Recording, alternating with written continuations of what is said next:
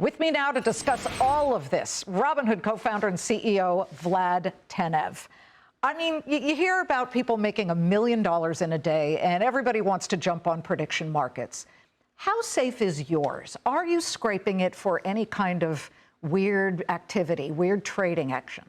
Yeah, absolutely. And actually, one of the criticisms that you hear from the competitors in the space and in the broader industry, like the online sports books, is that it's hard for a financial services firm to watch out for stuff like this. But if you think about it, market integrity and insider trading and trade surveillance is what the financial industry has been great at in doing for many decades. So prediction markets are not an exception. In fact, the infrastructure and the rigor in financial markets that we've built through offering equities, options, futures, and crypto, I think scale really well. Well, it's working at your business, definitely. I just bring this up because there was a Columbia University study that showed that Polymarket had possibly a lot of so-called wash trades. These are kind of artificial trades where massive numbers of individuals are buying and selling the same product or looking at the same type of bet,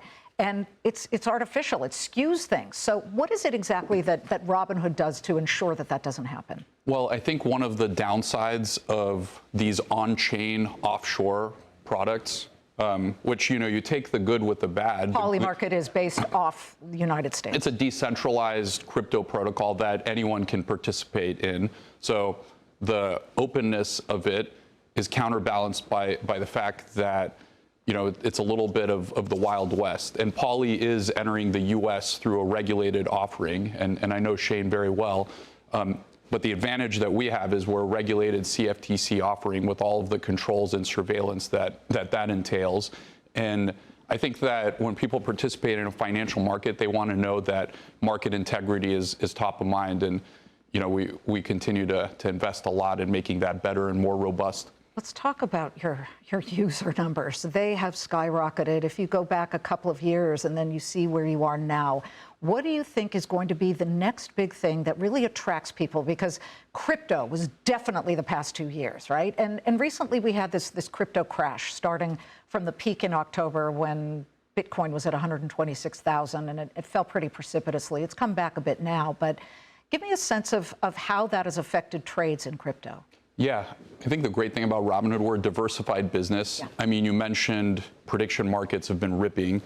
The past month, we released November numbers, 3 billion contracts, up 20% from October. October was a big month too, which was greater than all of Q3 combined. So this business has been ramping, and we're an early leader in the space. Our typical competitors, which you normally consider, the crypto firms and the discount brokers, aren't yet in it in a significant way. So I think for us, it's about how do we continue to innovate. We've got a great product event coming December 16th, just in a few weeks, that we call Robinhood Presents Yes, No, with a focus on prediction markets and all of the initiatives that we've been doing in AI to become the leader in that space with no real competition there. So we're investing a lot. The thing I'm personally most excited about for next year, looking ahead to 2026, is opening up private markets to Americans. I think one of the big risks we have is we're at a time of extreme change and disruption. And AI companies, which are driving much of this change, with the exception of Google and NVIDIA, which are already in the $3 to $4 trillion or more, are not available to retail.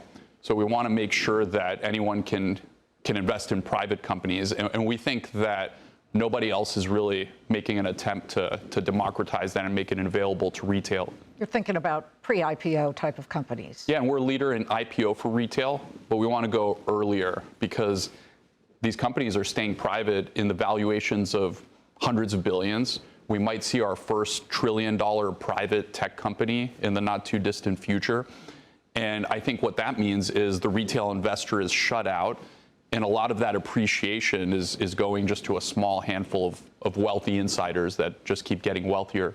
Well, you have always focused on democratizing investing and making it very understandable and very easy. And the stock is really reflecting the popularity of how you do things. So We'll be continuing to watch it, and certainly how the crypto numbers come in when it comes to trading. Just really quick, is the current quarter going to be as big a crypto trading on your platform as the past quarter? I mean, crypto this year has just been enormous. So I think we keep adding assets. You mentioned earlier that we're one of the few retail platforms that lists some of these new coins like Hyperliquid. And I think that's led to a lot of growth. And of course, there's fluctuations week over week. I'd say now, recently, people are getting a little bit nervous about these digital asset treasury companies. If they have to be reclassified as funds, then the big indices can't own shares in them.